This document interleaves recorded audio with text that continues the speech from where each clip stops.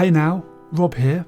This is a quick update to the last episode, and I'm calling it episode 7.5, and I'm just going to finish off what I was talking about in episode 7 about using the alternate row method of drawing sprites.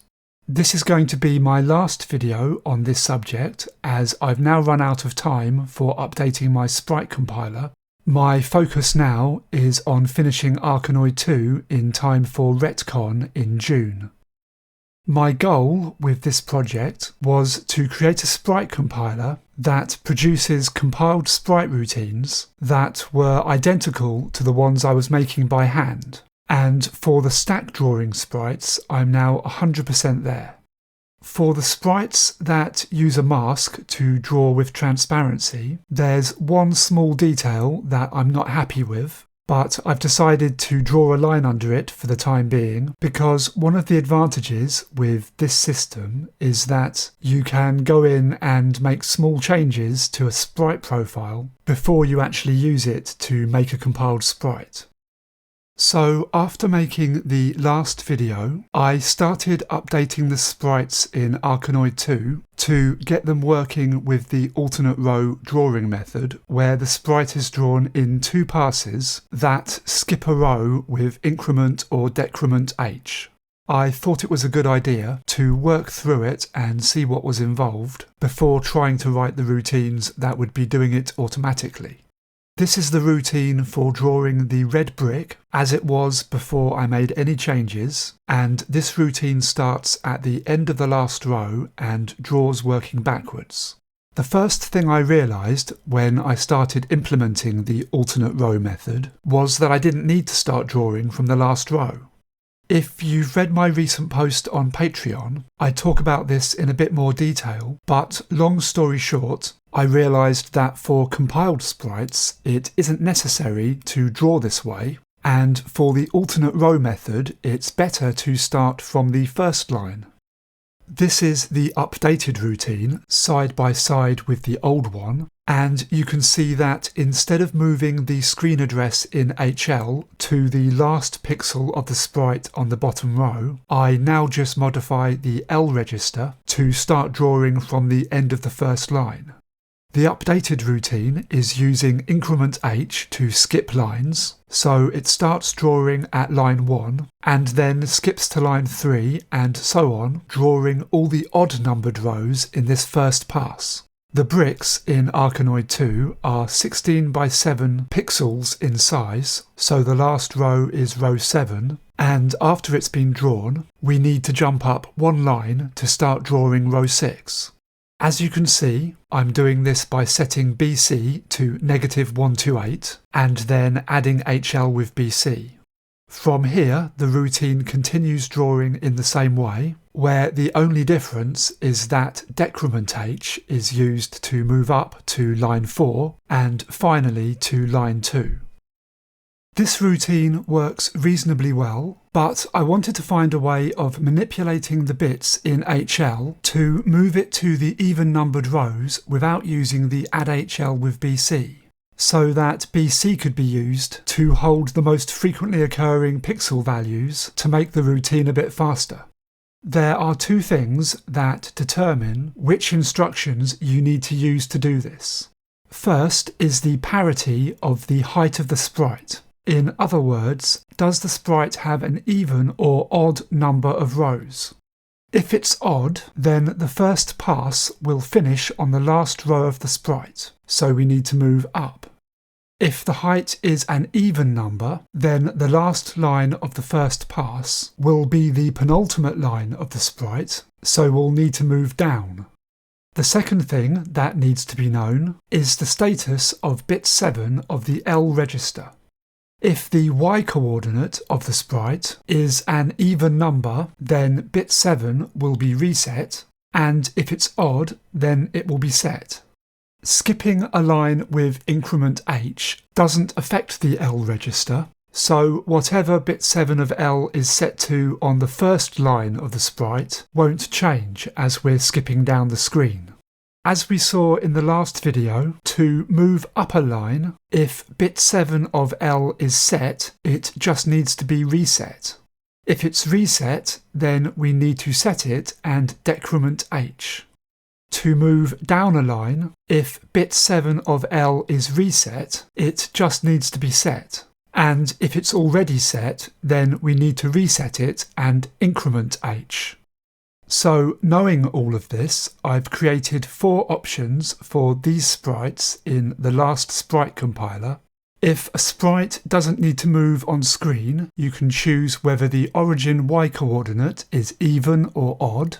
Alternatively, for sprites that will move on the Y axis, you can choose to use BC with add HL with BC, or you can leave all the options turned off and the compiler will add the instructions to check bit 7 of L so the routine can jump to the right code to move HL up or down a line as needed.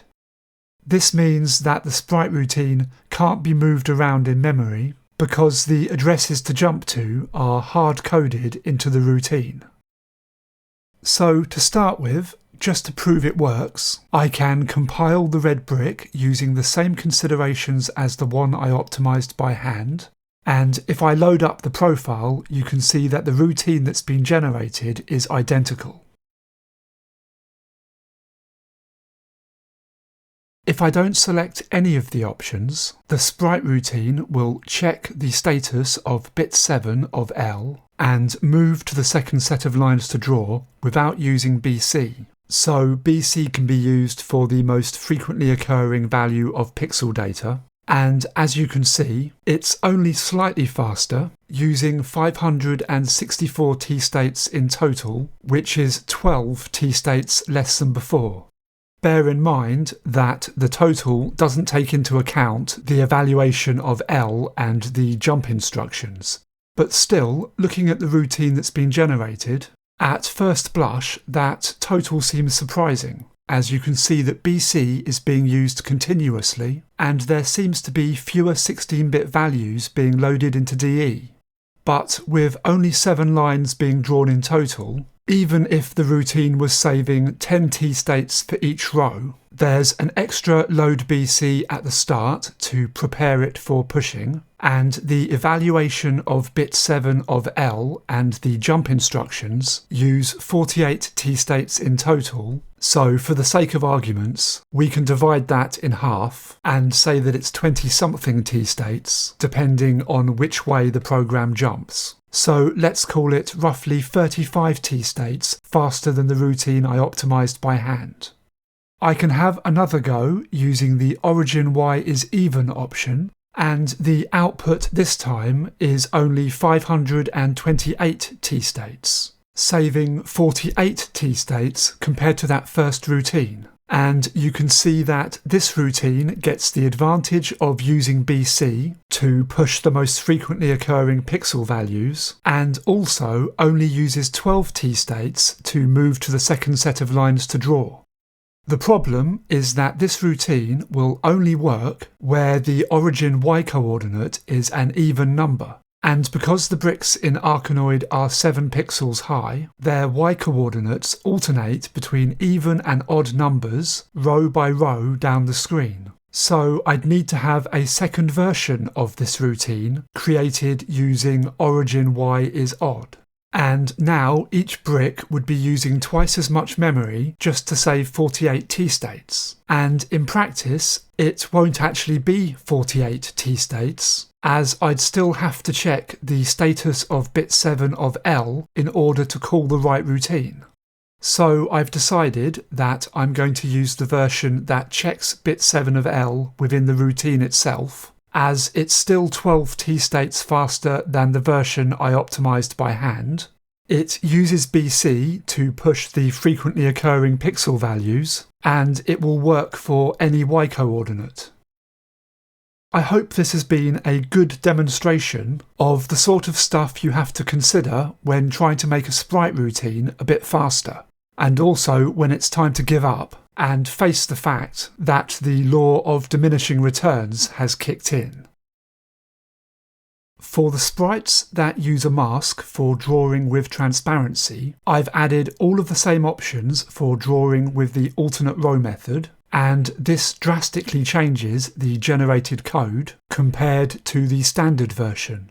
And even though the standard version uses BC and add HL with BC to modify the screen pointer, it can still work out quicker for sprites that don't have many pixels to draw. So I'll be testing all the options to see what works out best on a sprite by sprite basis. When using the alternate row method with transparent sprites, one thing the routine doesn't do is keep track of where we don't need to draw every pixel pair in a row, and the next line to draw doesn't either. I'll show you what I mean here. Looking at this sprite side by side with the automatically generated routine, you can see that these increment L instructions move the screen pointer to the end of the row before jumping to the next line to draw, where the routine has to immediately decrement L to get to the first pixel pair to draw on this line. When I get round to updating this routine, I'll make it so the compiler looks ahead to do this optimization as part of the process. But for now, I can delete the instructions that aren't needed and then save the modified profile. That's it for this update. If you want to follow the development of Arkanoid 2 on the SAM, I'm mainly using Patreon to publish updates about it, and I've been making these posts visible to everyone, so you don't have to sign up to read them, although I'd be really chuffed if people did that anyway. And I'm going to start posting the same updates to the Wubsoft Coffee page as well. I don't know if I'll have time to make any more videos before Retcon in June, so if not, I hope to see you there. And I've put a link to the Eventbrite page for Retcon in the description below for anyone who's interested. Until next time, thanks for watching.